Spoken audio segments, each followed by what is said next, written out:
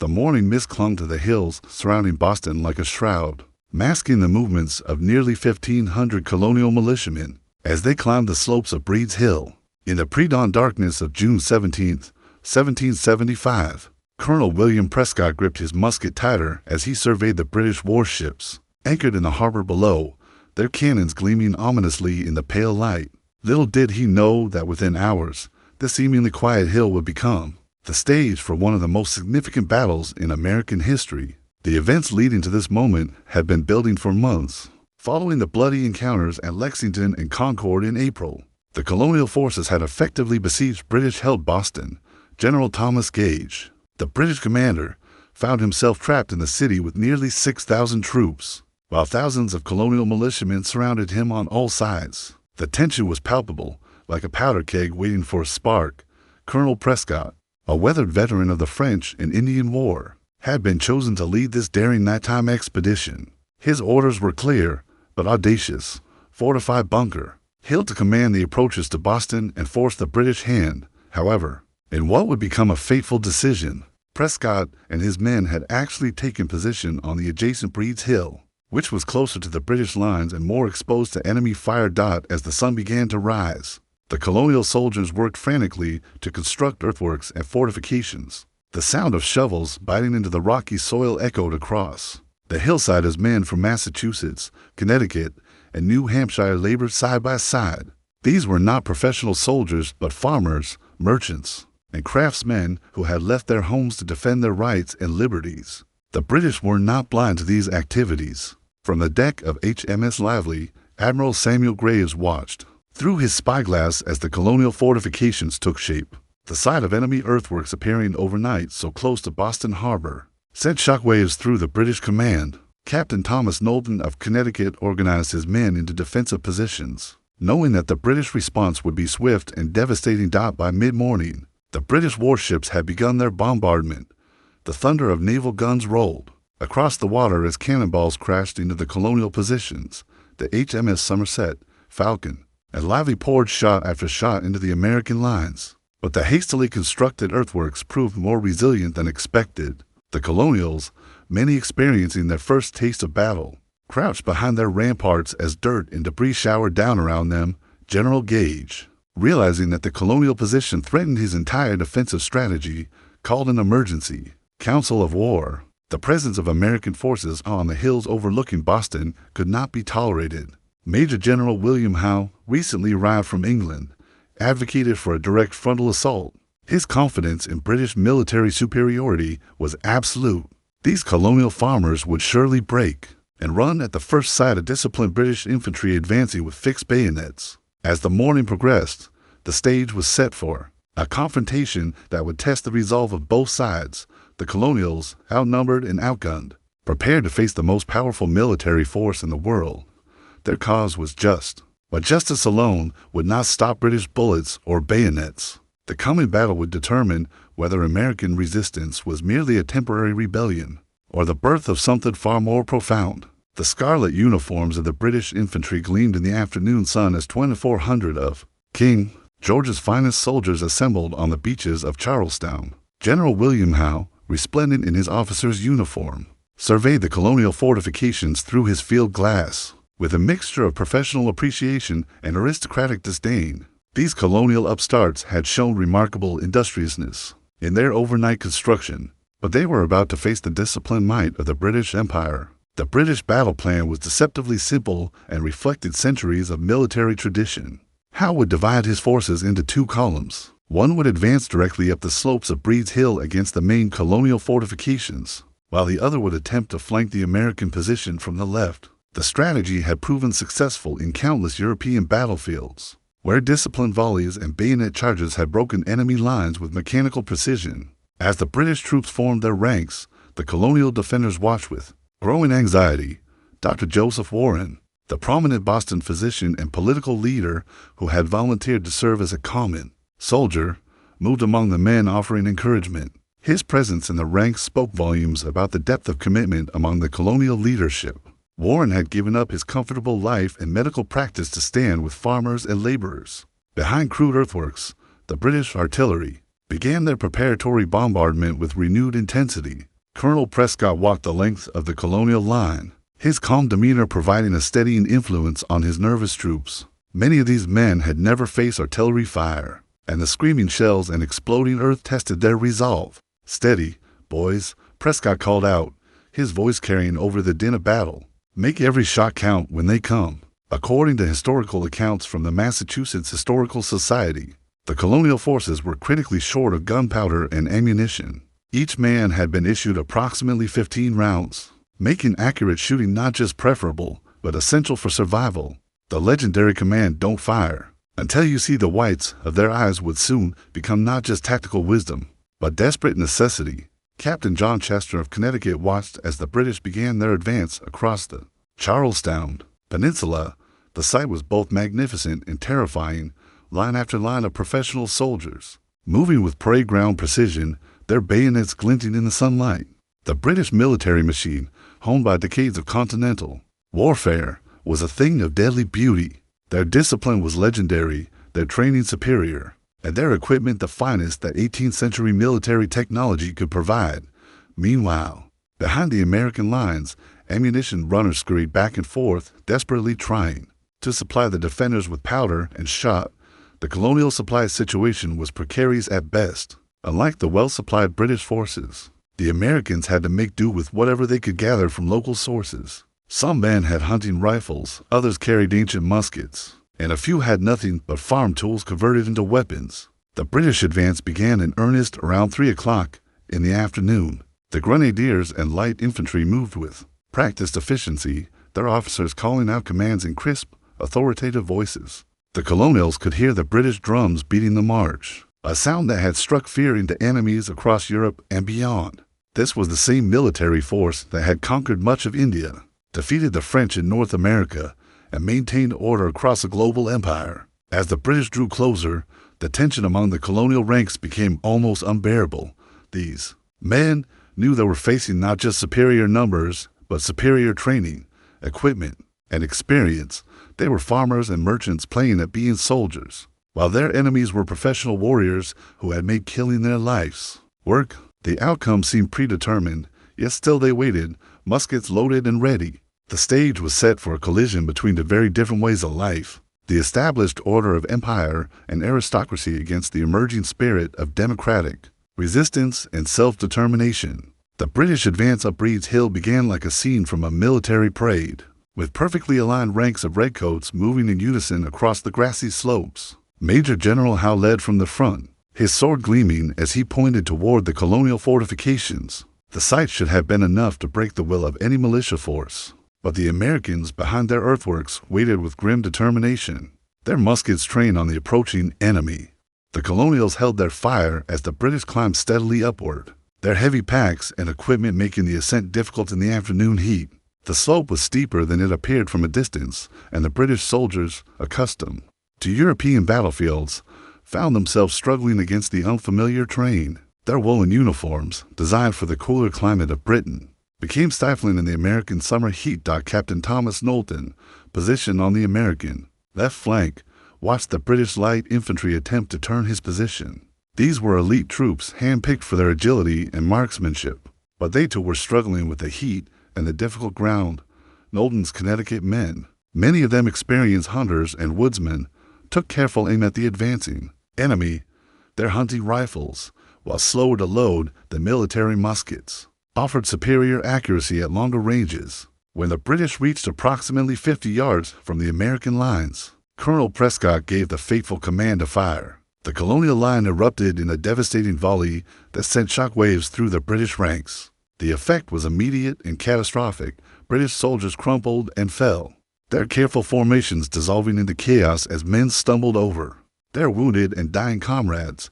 The accuracy of the American fire astonished both sides. Unlike European battles where volleys were often ineffective at long range, the colonials had waited until they could hardly miss. Dr. Warren, fighting as a common soldier despite his prominent position in colonial society, worked his musket with deadly efficiency.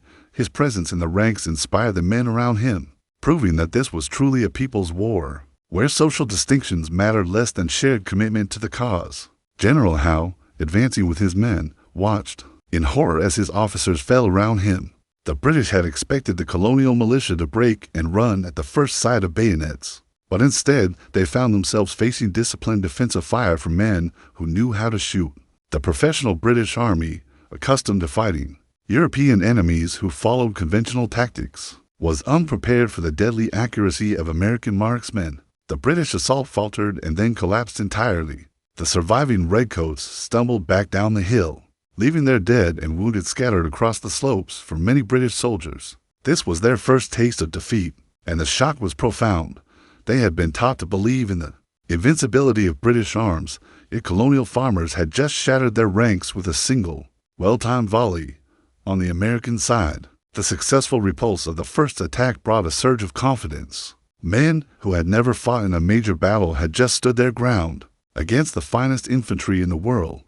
The impossible had happened. They had stopped the British advance cold. Cheers rang out along the colonial line as men congratulated each other and hurriedly began reloading their muskets. But experienced officers like Prescott knew that the British would not give up so easily. The redcoats were already reforming at the base of the hill, their officers shouting orders and restoring discipline to the shaken ranks. The British military machine, while bloodied, was far from broken. They would attack again, and when they did, they would come with greater determination and better preparation. The colonial ammunition situation was becoming critical. The sustained firing had depleted their limited supplies, and runners were desperately searching for additional powder and shot. Some men were already down to their last few rounds, while others were stripping ammunition from the dead and wounded. The next British attack would test not just American courage, but American resourcefulness and determination to continue fighting against overwhelming odds. As the British prepared for their second assault, the colonials steeled themselves for what they knew would be an even more desperate fight. The British officers had learned from their first costly repulse. As the redcoats reformed their lines at the base of Breed's Hill, they shed their heavy packs and unnecessary equipment. Major General Howe, his uniform now stained with dust and sweat, addressed his men with barely contained fury. The colonial militia had humiliated the British Army, and such an affront to His Majesty's forces could not be tolerated. The second assault began with a renewed artillery bombardment. British cannons, repositioned to provide better support for the advancing infantry, poured shot into the American fortifications. The colonial earthworks, hastily constructed in the pre-dawn darkness, began to crumble under the sustained fire. Gaps appeared in the defensive line, and several American soldiers fell victim to the improved British gunnery. Colonel Prescott moved among his men, offering encouragement and ensuring that the wounded were pulled back from the firing line. The Massachusetts colonel could see the strain on his soldiers' faces. They had performed magnificently in the first engagement, but their ammunition was running dangerously low. Many men were down to fewer than 5 rounds, and some had already begun to discuss the possibility of retreat. The British advance resumed with even greater determination. This time, the light infantry moved with more caution, using whatever cover they could find on the exposed slopes. The grenadiers, stung by their previous defeat, advanced with fixed bayonets and murder in their eyes. They had been taught that British steel was superior to colonial marksmanship, and they intended to prove it. Dr. Joseph Warren, despite his prominent position in the colonial resistance movement, continued to serve as a common soldier in the ranks. His medical training proved invaluable as he moved between wounded comrades, providing what aid he could while keeping his musket ready for the approaching enemy. Warren's presence symbolized the unity of purpose that had brought together men from all walks of life in defense of their liberties. The second British assault reached closer to the American lines than the first. The redcoats, now expecting the devastating colonial fire, pressed forward with grim determination. When the Americans opened fire, the British ranks staggered but did not break. Individual soldiers fell, but the formation held together, continuing to advance despite the casualties. Captain Knowlton's Connecticut men, positioned on the American left flank, found themselves under increasing pressure. The British light infantry had learned to exploit the terrain more effectively, using stone walls and natural features for cover as they advanced. Several colonial positions were overrun, and hand-to-hand fighting broke out as British soldiers closed with their American counterparts. The fighting became more desperate as the British reached the outer edges of the American fortifications. Bayonets clashed with musket butts as soldiers from both sides grappled in mortal combat. The civilized conventions of 18th century warfare gave way to brutal personal violence as men fought for their lives with whatever weapons they could find. However, the colonial defensive fire, while less concentrated than in the first assault, remained effective enough to break the British attack. The Redcoats, having suffered heavy casualties in the failed assaults, fell back down the hill. Once again, British officers, many of them wounded themselves, struggled to maintain order as their men retreated in growing disarray. The American celebration after the second repulse was more subdued than after the first.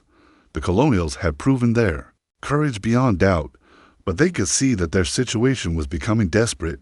Ammunition was nearly exhausted, and many of the earthworks had been damaged by British artillery fire. The British Army, while bloodied, still possessed overwhelming advantages in numbers, equipment, and training. Colonel Prescott gathered his officers for a hasty conference. The question was no longer whether they could continue to hold their position, but whether they could survive a third British assault. The colonial cause had already achieved something remarkable. They had shown that American militia could stand against British regulars, but the ultimate test was yet to come, and everyone knew that the British would not be repulsed a third time. The British Army that prepared for the third assault was a different force from the one that had confidently marched up Breed's Hill hours earlier. Gone was the parade ground precision and aristocratic confidence. In its place was a grim determination, born of humiliation and the desire for revenge. General Howe, surveying his decimated ranks, realized that British military prestige hung in the balance. Another failed assault would shatter the myth of British invincibility that had helped maintain order across the empire. The colonial position was becoming increasingly desperate. Ammunition had dwindled to almost nothing, with many men possessing only 1 or 2 rounds. Some soldiers were reduced to loading their muskets with nails, pieces of glass, and even pebbles. The earthworks, pounded by British artillery, offered diminishing protection. Colonel Prescott knew that his men could not withstand another sustained attack, but retreat was not an option. To abandon their position now would hand the British a complete victory and potentially crush the colonial resistance movement. Dr. Joseph Warren, despite pleas from his fellow patriots to withdraw to safety, remained in the ranks with his musket as one of the most prominent leaders of the Boston resistance. His capture or death would be a devastating blow to the colonial cause. Yet Warren refused to leave his post, declaring that he would rather die as a soldier than live as a coward. His presence continued to inspire the men around him, even as the situation grew more hopeless. The third British assault began with an intensive artillery barrage that seemed to shake the very foundations of Breed's Hill. The colonial earthworks, already weakened by previous bombardments, began to collapse in several places. Through the smoke and dust, the Americans could see the British infantry forming up once again, their officers exhorting them to finish the job that should have been completed hours earlier. This time, the British approach was different. Instead of the frontal assault that had failed twice before, Howe ordered a more concentrated attack on the weakest point in the American line. The British had identified several gaps in the colonial defenses, and they intended to exploit them with overwhelming force. The Redcoats advanced with fixed bayonets, knowing that close combat would neutralize the American advantage in marksmanship.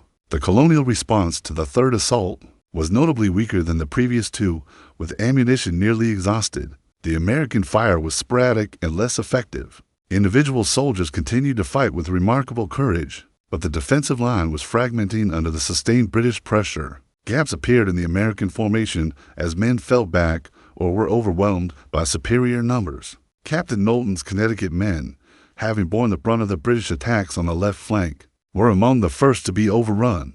Knowlton himself fell in the fighting, his loss a severe blow to colonial morale. The British light infantry, finally achieving their objective, began to pour through the breaches in the American line. Hand-to-hand combat erupted throughout the fortifications. As the battle devolved into a series of desperate individual fights, it was during this final, chaotic phase of the battle that Dr. Joseph Warren met his end, fighting alongside common soldiers despite his prominent position in colonial society. Warren was struck by a British musket ball and fell among his comrades. His death sent shockwaves through the American ranks as word spread quickly that one of their most beloved leaders had fallen. The loss of Warren symbolized the price that colonial leaders were willing to pay for their principles. Colonel Prescott, recognizing that the position was no longer tenable, ordered a fighting withdrawal. The colonial forces began to pull back from Breed's Hill. carrying their wounded and maintaining some semblance of order despite the chaos around them. The retreat was costly as British soldiers pursued the withdrawing Americans with bayonets and musket fire. The British had finally achieved their objective, but at a terrible cost. As they surveyed the field of battle, the true extent of their losses became apparent. Over 1,000 British soldiers had fallen, including many officers who had led from the front. The colonial casualties, while significant, were far fewer than those suffered by the attackers. The British had won the hill, but they had paid a price that would haunt them for the remainder of the war. The British flag now flew over Breed's Hill, but the victory felt more like a defeat. As the smoke cleared and the wounded were carried from the field, the true cost of the battle became starkly apparent. Major General William Howe stood among the carnage, his uniform torn and bloodied, surveying a scene that would haunt him for the rest of his military career. Of the 2,400 British soldiers who had begun the assault, over 1,000 lay dead or wounded on the slopes of the hill. The officer casualties were particularly devastating. The British Army had lost an entire generation of experienced leaders in a single afternoon. Among the dead were Major John Pitcairn, who had commanded at Lexington and Concord, and numerous other veteran officers whose knowledge and experience could never be replaced. The rigid British tactical system, which relied heavily on officers to maintain discipline and control, had been shattered by the deadly accuracy of American marksmen, who had specifically targeted the scarlet-clad leaders. General Thomas Gage, receiving the casualty reports in his Boston headquarters, was reportedly stunned by the numbers. A dear-bought victory, he was said to have muttered, another such would have ruined us. The British Army in America had been bled white in a single engagement, and reinforcements from Britain were months away. The strategic situation had actually worsened despite the tactical victory, as the British now held a hill they could not adequately defend with their depleted forces. The colonial withdrawal, while necessitated by the loss of their position, was conducted with remarkable discipline considering the circumstances. Colonel Prescott and his surviving officers managed to maintain order among their men, preventing the retreat from becoming a rout. The Americans carried off most of their wounded, including many who would have been left behind by less disciplined forces. This orderly withdrawal further impressed British observers, who had expected the colonial militia to collapse into chaos. The psychological impact of the battle extended far beyond the immediate military consequences. British soldiers who had survived the assault were deeply shaken by their experience. Many had served in European campaigns and understood the difference between facing professional armies and confronting determined citizen soldiers defending their homeland. The myths of British invincibility and colonial cowardice had been shattered on the slopes of Breed's Hill. News of the battle spread rapidly throughout the American colonies, carried by express riders who covered hundreds of miles in just days. The story of how Massachusetts farmers and Connecticut woodsmen had stood their ground against British regulars inspired colonists from Georgia to New Hampshire. The death of Dr. Joseph Warren, in particular, transformed him into a martyr for the cause of American liberty, his sacrifice proving that the colonial leadership was willing to die for their principles. The British press, when news of the battle finally reached London months later, struggled to present the engagement in a positive light. While they could claim tactical victory, the casualty figures told a different story. Opposition politicians in Parliament seized upon the battle as evidence that the American war was unwinnable, arguing that Britain could not afford to lose 1,000 men for every hill it captured. King George III, upon learning of the battle's outcome, reportedly declared his determination to continue the war regardless of the cost. The monarch's stubbornness in the face of mounting evidence that the American conflict would be longer and more costly than anticipated set the stage for years of bloody warfare that would ultimately lead to British defeat and American independence. The battle also had immediate strategic consequences for both sides. The British, having lost so many men, were forced to abandon plans for additional offensive operations around Boston. Their army was effectively besieged within the city, dependent on naval supplies and reinforcements that might not arrive for months. The Americans, meanwhile, had proven to themselves and the world that they could fight and win against the most powerful military force on earth. Perhaps most importantly, Bunker Hill established the pattern that would characterize much of the American Revolution. British tactical victories achieved at such enormous cost that they ultimately contributed to strategic defeat. The Battle of Bunker Hill, fought primarily on Breed's Hill, concluded as the sun began to set on June 17, 1775. What its impact would resonate through American history for generations to come. What had begun as a tactical British victory had already begun its transformation into something far more significant, a symbol of American courage, determination, and the willingness to sacrifice for liberty that would define the emerging nation. In the days following the battle, stories of individual heroism began to emerge from both sides. Tales of Colonel William Prescott's calm leadership under fire, of Dr. Joseph Warren's sacrifice, and of ordinary farmers and craftsmen who had stood their ground against the finest infantry in the world spread throughout the colonies. These stories, embellished and retold countless times, began to create a mythology around the battle that would endure long after the participants had passed into history. The British, despite their tactical victory, found themselves in an increasingly untenable position. The loss of over 1,000 men had effectively ended their ability to conduct offensive operations around Boston. General Howe, traumatized by the casualties his forces had suffered, became notably more cautious in his subsequent military planning.